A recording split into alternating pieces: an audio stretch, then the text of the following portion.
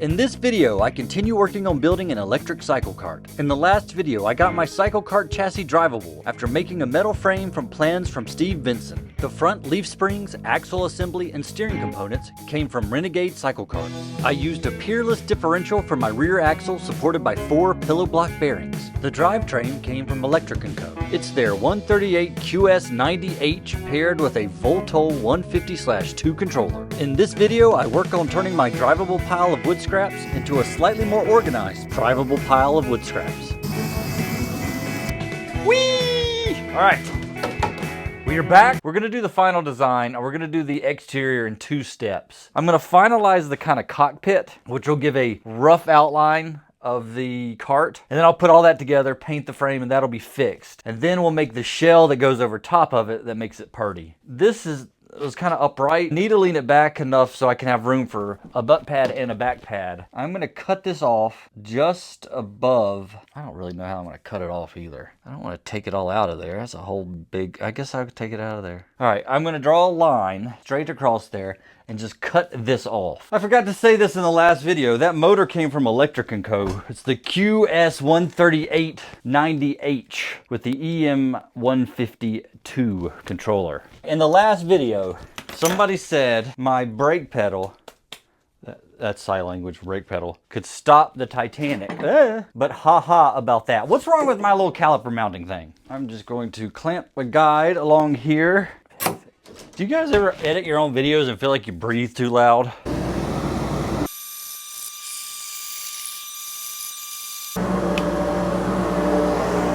So, angle majigger. Oh, your sliding bevel gauge. Oh. You see the caliper down there, right? The brake thing. Yes. I don't really want to be like really crushing those lines. You're not even close to crushing them at all. Okay. No, you're mildly crushing them. All right, that's terrible.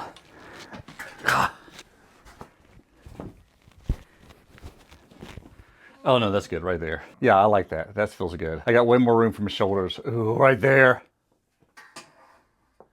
What we're trying to do is just temporarily set our slope up so we can do something. What we want to figure out now is the curve. So I'm gonna sit in it and you draw a roughly curve shape around my head and shoulder. Is this gonna be the actual piece? This is just a tribute. Just do this. So look, I want it to be flat here and then have a curve to this. This will be a nice even curve. And you just mark where a curve looks appropriate for me. Just like following your shoulders, basically? Yeah. Not very accurate. It better My be. hand kept bumping stuff. And If I look at this and it's not beautiful, what the? No, that's fine. That's what I wanted. So I'm going to cut the curve piece and then we'll make the real one. It's going to lean a little bit more back than that, but that's the curve. So knowing that, we're going to make the edge and a new version of that that's thicker. So we're going to go ahead and make a 14" by 8" piece that's going to go all the way there to there. And then we're going to shape that with the door and then the slope. And then we'll cut it down a little bit because it's going to angle up to the high point. What in the... I'm getting mauled by mosquitoes. Really? Yes. It's awful. Do you want some spray? We're gonna make a new one of those out of thicker board, and we're gonna cut a 14" stripe out of this dude. And let me go find some mosquito spray. Oh, you it's stupid. You have to hold this cover up. It will not start on its own. I don't know why. So it literally, safety is danger.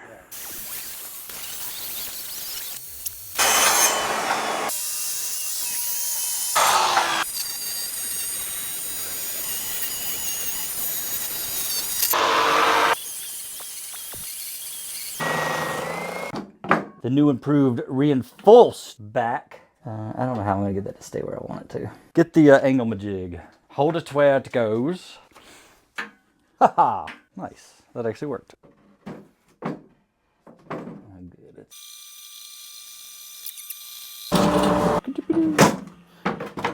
Okay, will you hold that against there? Ta-da, done. It's a cycle cart. Let's assume this is the height right here, okay? This is where this is gonna come to. And this is the back edge. What do we want this to be shaped like? So this is what I'm thinking, because it's gonna end up being multi-curved. There's gonna be the curve that comes up like this, but it's also gonna curve down like that. I mean, we have so much room because the motor's huge. I mean, tiny, the opposite. I'm just gonna kind of freehand some stuff here.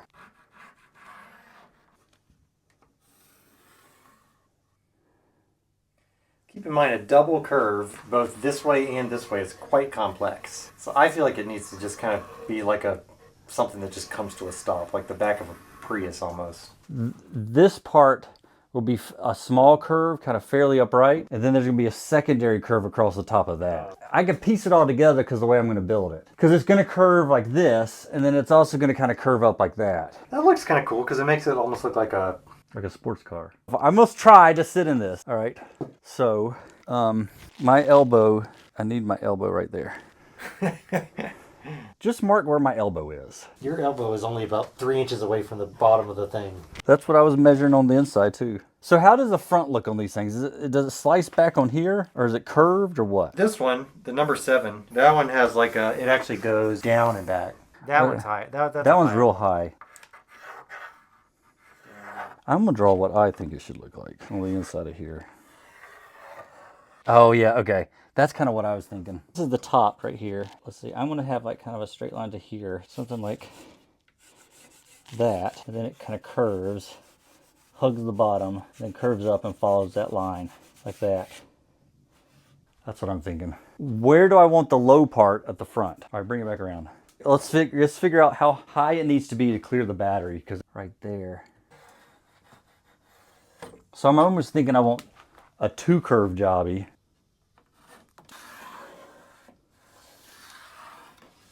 All right, guys, I got that trimmed out. The front, this is actually closer to being the high point, so that'll be like the center. These edges will end up getting cut down. That's my 2 sides. They're mirror images of each other.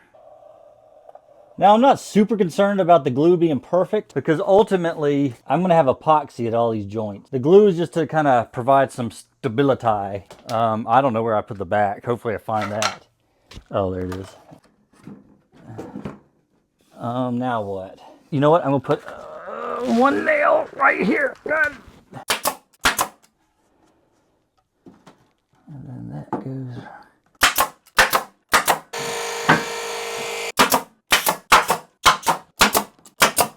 Let's get the top piece on. I just need to trim it a little bit. Give me a second. I made this. What I did is, remember that red thing I had in here? This is designed to sit in front of the location.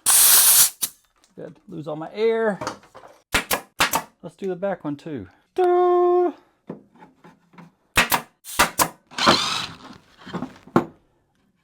I'm gonna let that glue dry a little bit, and then I'll come back and epoxy all the joints. I guess I'm gonna call it my subshell. That's what's gonna support the beautiful part. So what I want to do now is make sure this thing is nice and solid. Right now it's just held by wood glue and nails. So I'm going to epoxy all the joints. This is similar to what you would do if you're building a kayak. The only difference is I'm not going to completely cover this whole thing in epoxy because it doesn't have to be waterproof. So I am going to peanut butter epoxy the joints, which you'll see what I mean. And I'm probably going to cover the joints with a strip of fiberglass and epoxy. The other thing I've decided, I needed a hole out here right in this area. I need a hole anyway for the tie rods to go through. All this can be hollowed out. I'll likely cut like a whole shape out of here, and then maybe on the back too. I'm going to mix some epoxy and some wood filler to create a peanut butter-like consistency, and then I'm going to fill it into these bags like cake, and I'm going to pipette it onto the corners, and then I made these little sticky doos, and it'll make the seams pretty. The pumps are all clogged up, so we're just going to eyeball this with some measurements. So it's 1 part of this. Ooh, that's yellowed. That's how you know it's getting kind of old, but it'll be fine. To 2 parts of this. Epoxy companies. I'm using Mass because that is what Chesapeake Light Craft recommends. I built a previous kayak. But man, I see a lot of people using Total Boat or Boatle Tote according to, I don't know how to say her name. I would love a sponsors for some epoxy. I bought all this myself. It takes a metric ton of this wood flour stuff. You're supposed to mix it up to a peanut butter-like consistency. And if you guys have had peanut butter that runny, you're drinking some gross peanut butter. Drinking? Who drinks peanut butter? That's getting pretty close. I'm gonna add a little bit more just for goodness sakes, because you want it to hold its shape. This stuff is like long set. This is like 24-hour set stuff. So this is not a hurrying prospect. So you just take this like cake batter.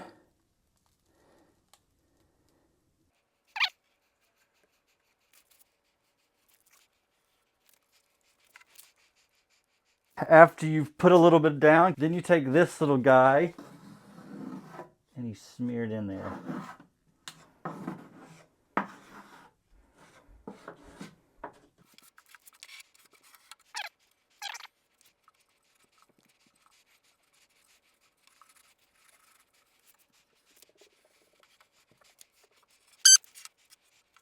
That was messy as crap, but I've got all the little joints coated in that epoxy goo. I even got some back there. This is 24-hour epoxy. So within the next couple hours, I'm gonna lay fiberglass along those joints while it's still kind of tacky and smear it in there with some more epoxy. So I'm gonna fiberglass all those joints. Been a little bit, like an hour and a half. That stuff's kind of sticky. I don't have much of this left. It's like a roll, so we'll use what we can. Yeah, I'm gonna do like that back wall.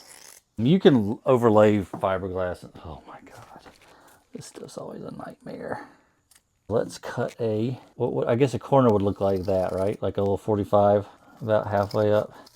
God, that's beautiful. Precision. Kind of just stick this stuff in here now. See? What are the chances I actually hit the corner? Slim to none. Oh no, I'm good enough. Yeah, that's close. You can't see it though, so oh my God. I got that one perfect.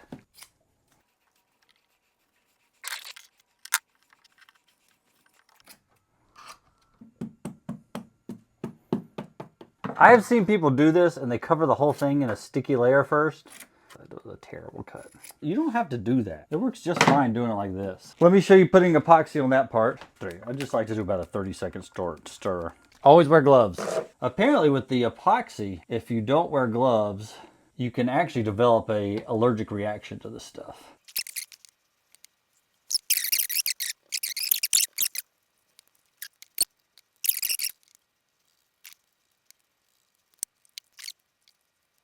That is pretty good.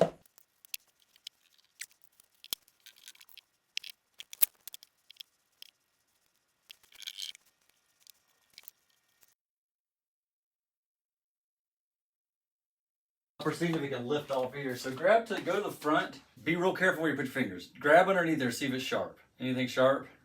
No. So just pick up. All right, pick up your side a little bit more. Keep picking. You got to pick up yours. Keep going. Ha-ha! Grassy arse. Anything else? Nope, I just wanted to do that so I can sand. First thing I want to do is take this corner so it comes down and this is more of a straight line. Start off with just a block plane.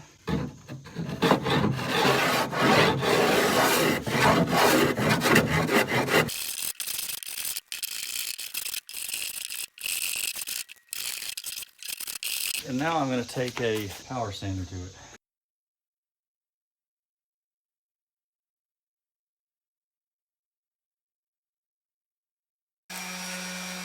After spending all morning sanding, I now have that. I cut some speed holes in it. This side I did better. I cut that side first with sharp angles, and then I cut this one, and I realized the smooth angles were actually easier to cut and look better. The other three, then I did this one and this one.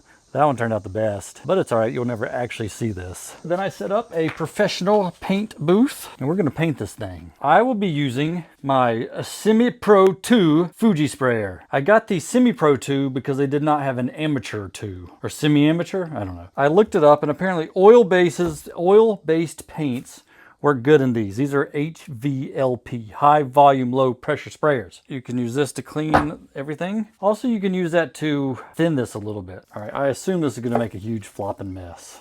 Go. Ooh.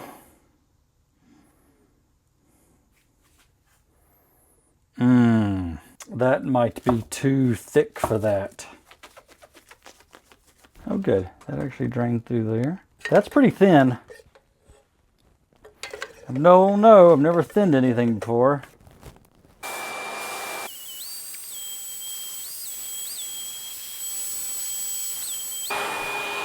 All right, either I don't have it thin enough or my needle is too small. I'm just gonna go thin it a little bit more. I'll be right back.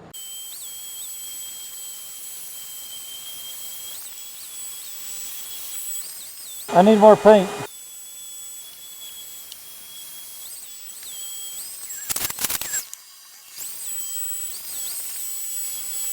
After careful consideration, that was no easier than just painting the stupid thing with a brush and a roller. And it doesn't really look any better. This is a pain.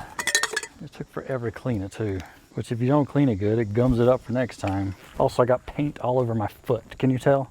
To paint the frame, I first completely disassembled all of the components. I then cleaned up the metal with some sanding and wiped the entire thing down with mineral spirits. Then I coated it with a primer. For the finish, I used this chrome aluminum paint I found from Ace Hardware. You won't be able to see much of the metal when it's done, but I want what you can see to be shiny. This stuff sprayed really nicely with my HVLP sprayer.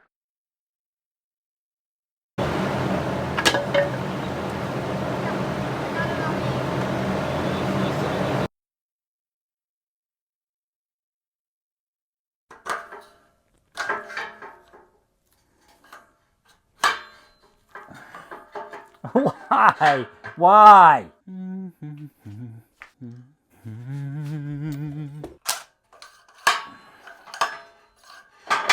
Okay.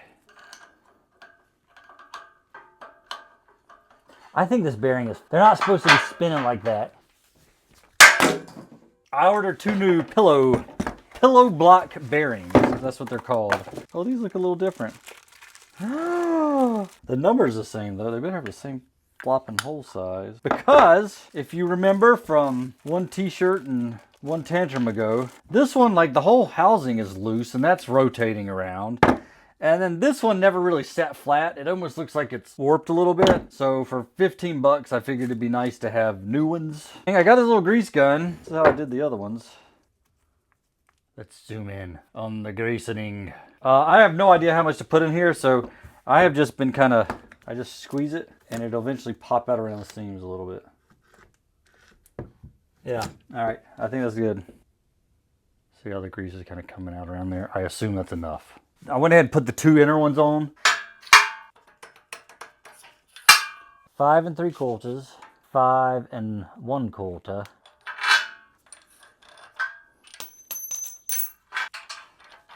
So what I want to do is slowly but surely tighten these up. This thing stays free balling. I've tightened these down just a little bit, like that's still loosey-goosey. And now we're just going to go around and put the final tightness on these.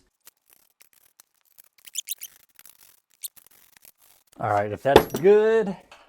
Oh yeah. I got this rolling chassis back together, hopefully for the last time.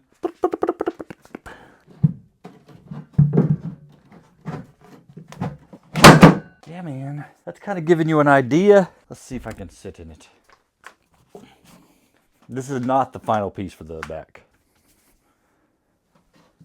Oh, your God. Oh, it feels huge now. I'm gonna put some some bolstering support. This thing's gonna be nice. Maybe it's a little bulkier than I wanted. The final form will be, maybe I made it too big. Because that could have definitely been lower. Oh wait, I forgot. Hold on, it's more like this. No, all right, it's fine. It's perfect. What I'm working on now is the shape. What I want to do is build a shell that's kind of like a canoe. I started making some shapes out of little template pieces. I use real thin plywood because it's easy to cut and shape. This is a half. What this is going to do, I'm going to make a ring that attaches to the front. It'll attach on here with 2 screws. The way I'm making it, it's not going to be out of this thin stuff. That's just to design it. So I'm going to put that on there and I'll trace half, then I'll flip over and trace the other half. So that way it's balanced as all things should be. So then I'll cut this out. It'll be shaped like this, but not hollow. Then I'll basically cut a hollow spot for it. Attach that onto the front there, right? Then I'm going to make another frame that's shaped like I want the outside, that it's going to be kind of thin. It's just going to hang down there. It's going to be a strip and it's going to have a nice curve, kind of curve and come in. And that'll just slide over right here. Then I'll have one more ring that's back here that comes up and basically follows this little guy. And then there'll be another little one that follows here. That'll all be for me to, I have these. These are cedar strips. So what you start doing with those rings, you start attaching the cedar strips to those rings. And that'll be all the way around, all the way around, all the way back, all the way over here. I haven't quite figured out how I'm going to do the back yet with strips. Let's make our front nose first. There. Initial piece 1 drawn.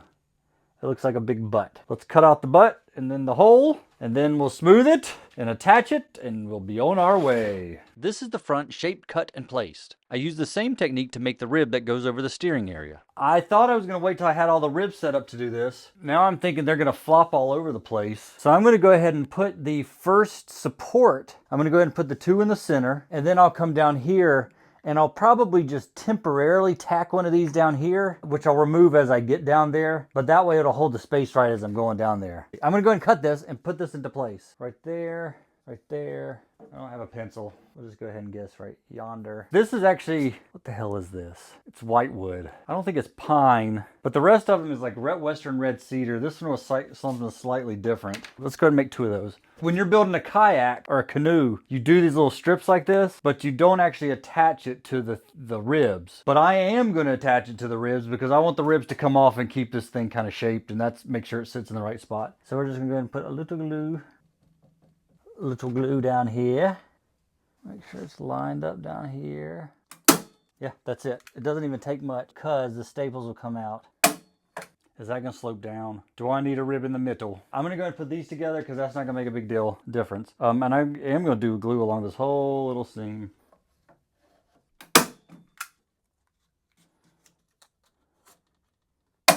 When I put the 2 strips on, you see I have 4 now. That's because I couldn't stand it. It was kind of laying a little too flat over here, almost like it was in concave. So I put these extra ribs. They'll just support it as I'm gluing up. They'll come out when I'm done. But now you can see it's going to kind of have a nice little hump to the front. These are the little zippy doos that will be along the side. But when I start attaching the strip, it'll probably follow pretty good along here. Probably right about here I'll come up and swoop up a little bit, so there'll be like a little armrest right here, and it'd be nice to have some little wall between your elbow and the wheel, so you know if you hit that, you're gonna hit the wheel. You'll see, it'll be good. The back, that is what I'm working on, and that's what I decided you guys might actually want to see. Well, what I got to do now, this part is a little more difficult because there's several curves. There's the curve that goes around this way, and then there's the curve that comes down that way, and that's too sharp to do strips, so I'm going to have strips running this way right there, and then strips running this way to come up and to meet. So to meet, I want to have a transition point, and I decided that the best way to do that is I'm going to make this. Let's see if I can drop it on the ground. Perfect. That is my transition. So I have the shape that I want up this way. Now I just need to cut the shape in that way. And I have no idea how to do that other than just by taking like an angle grinder and just smoothing that by hand. What I'm going to do first is build this chungus. This one goes here. Stay. And then I'm going to stick number 2 where it go. And then I'm going to have the clamps, which I have readily available in my closet way over here, because apparently I wasn't actually ready to do this.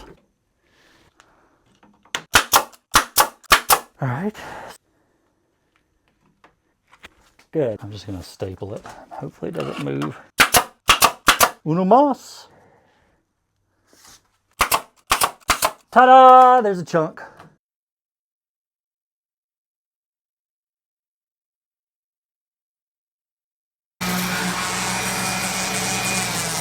All right, guys, I've been working. So I've done some initial strips just to make sure everything was lining up. There's this thing. I ended up filling in that little piece you guys saw me making with just some wood filler. I know what, that's actually a Bondo. I don't think that was probably necessary. It's probably going to blend over that, but it just kind of helped me see the shape. So I'm just going to set up the GoPro. This wasn't a GoPro. I'm just going to set up my phone and you guys can watch me strip.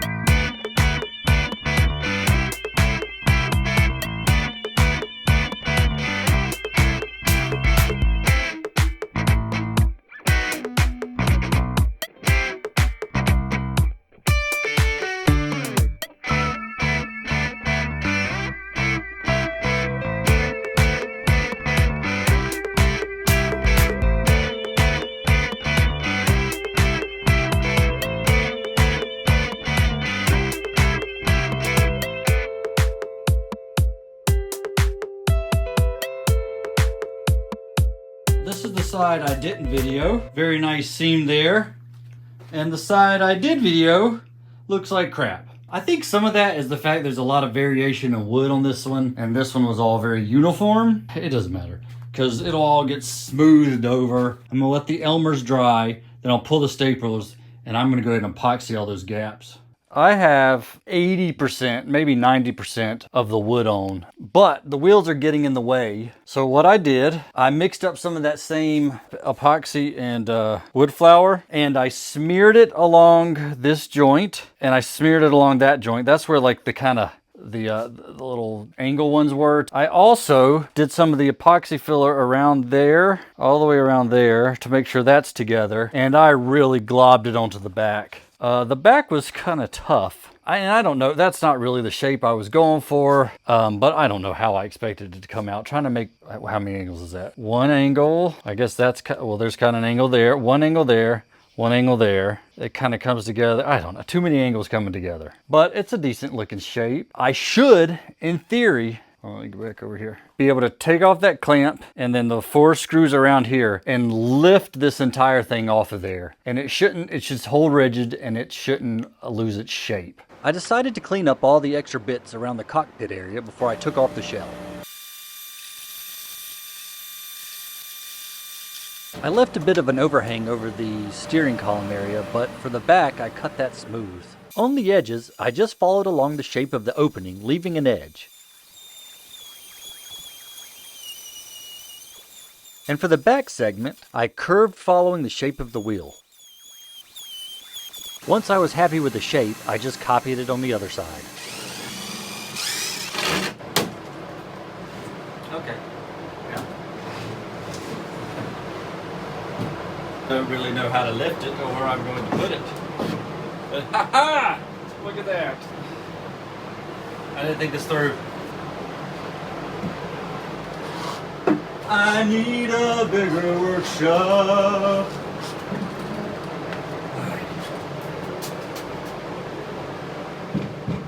What I want to do next is I'm going to do a bottom stripe. I've decided the bottom of this thing needs to be 6.5 inches off the ground, which is this mark, this mark, and this mark. And then the back I'm going to have at this mark. So I'm actually going to go ahead and cut these off first at that mark.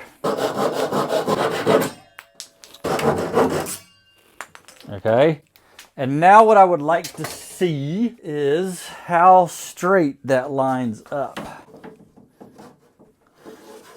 Oh, that's not bad. That's what we're gonna do, and then we'll work our way down to that. One right here, one right here, and one right here. This is where the rear axle is, so it's gonna be shaped like this. It's gonna come here, curve up, and then slope down to there. So for the strips to right here, I'm going to run them the whole length.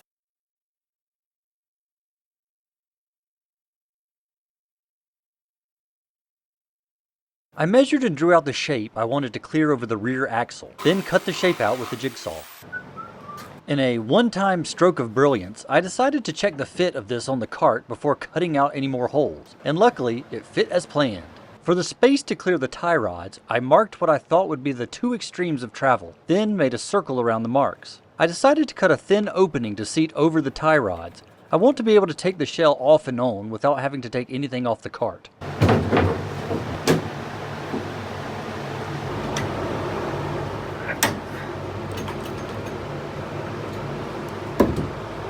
Didn't have to go as far out that way. All the wood, let's see if I can spin it around without destroying anything. All the wood on here is on here. What I do have to do, if this fits, is a whole lot more sanding. I have to trim the front nose and then epoxy and fiberglass the whole thing. I have to finish the brakes because I have to rebleed them. I have to hook up the electronics. I have to make the cushions. God, I have a lot more to do. Let's just see if this thing fits. All right, so in theory, that should slide on there. Those should go over the...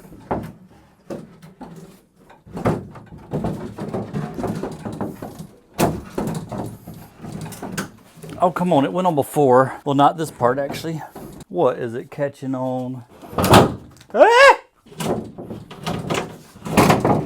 Oh, there we go.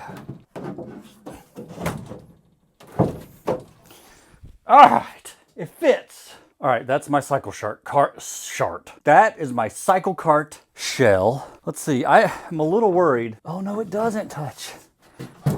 If you really cram it, you can get it to touch that side and that side. Okay, so if you really cram it tight, you can get it to barely touch that. I could cut little half moon, like little vents into that. That's a problem for future Jason.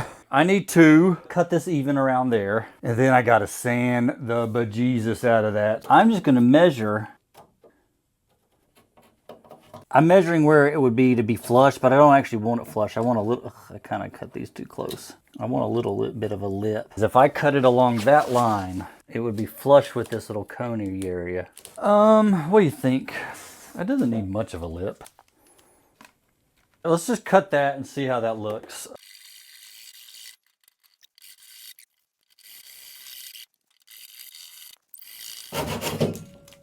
That's gonna look pretty good. I'm gonna paint that. This area is gonna be flat black, and I'm probably gonna put a grill. I don't know if it'll be chrome or black, but there'll be a grill. Let me just keep chopping. That's the nose. I did some rough sanding around the edges. And based on that, I probably just have another 7 to 8 days worth of sanding. So what I gotta do, I'm gonna start sanding, kind of like a rough sand over the whole thing. Look at that, that's nice. And then I'm gonna fill in anywhere there's holes and gaps, and then do a whole nother layer of sanding. But you gotta get this smooth if you want it to look smooth. Deep Thoughts by Jack Handy. Yeah man, I'm gonna move this outside and sand the bejesus out of it. I hope to have this thing 100% done for this video. It's taken a lot of time to get to this point, and it's going to take a lot of more time to get that 100% finished. And there's some more things I want to do to the inside of this. Like I want to make some actual cushions. I'm going to carpet the interior. That's probably another month's worth of work. I figured I'd go ahead and show off this little part. So let's put this together and see how this thing drives.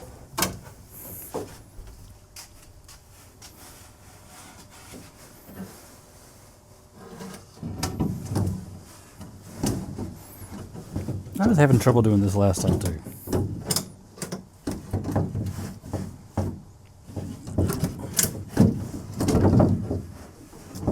Oh, you know what?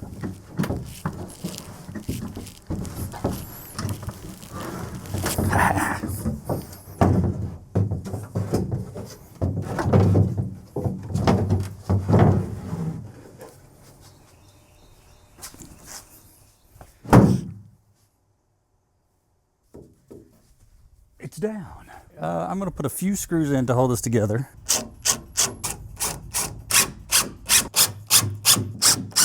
Let's drive it and see if everything holds together, or if it's a rickety thing and it feels like it's going to fall apart. I don't know how to get in this thing. Oh, it's pretty easy. I probably could have taken the steering wheel off. That would have made it easier. Oh, there we go.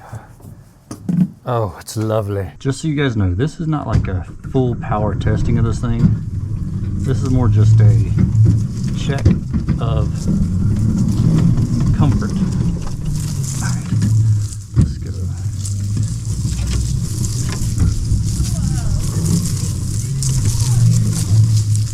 Here's my neighbors.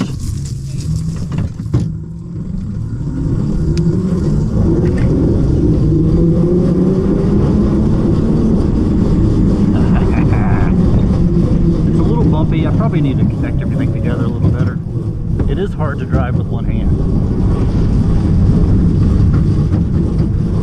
Bumping.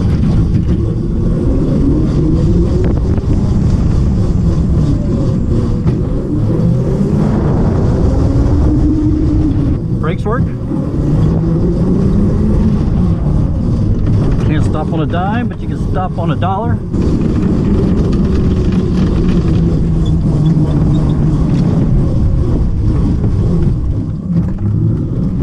Alright, that thing drives pretty good, guys.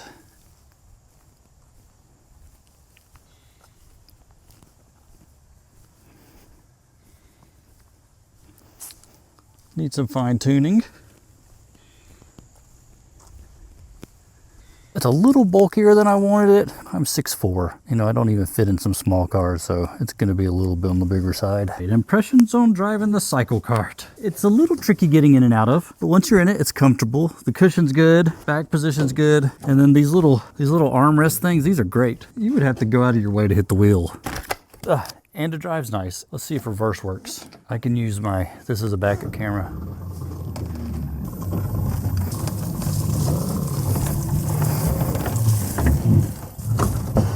Oops. Okay, if you turn it sharp, it does rub right there. So one spot, but honestly, I can make a little vent there and it would look like design more than accident.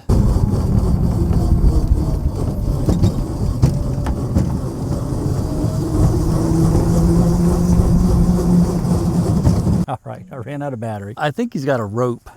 Maybe I can drag myself around the neighborhood. Yesterday, I tried to get some Insta360 footage of this thing. Apparently, the lens protector I got was all scratched up, so the footage looked terrible. Also, the battery died as I was driving around. So let's see if we can get some footage of this thing driving today. I wonder if I could do it like that. This is just a piece of neoprene rubber. I don't really remember why I have this. I bought it for something. As long as I don't hit the door on the way out. That's pretty good. Insta360, we got a full charge. Let's do a ride. I wonder if I can back out of here.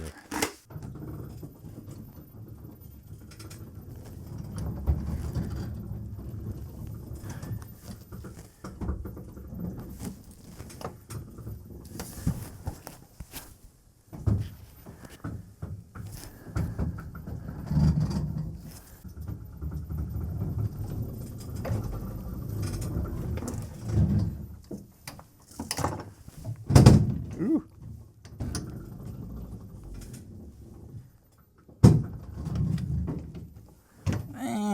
All right, hold on. How did I get it out of here the first time? Okay.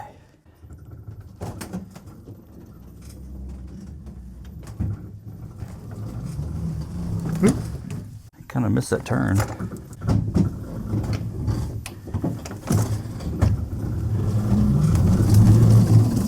All right, guys, CycleKart in action.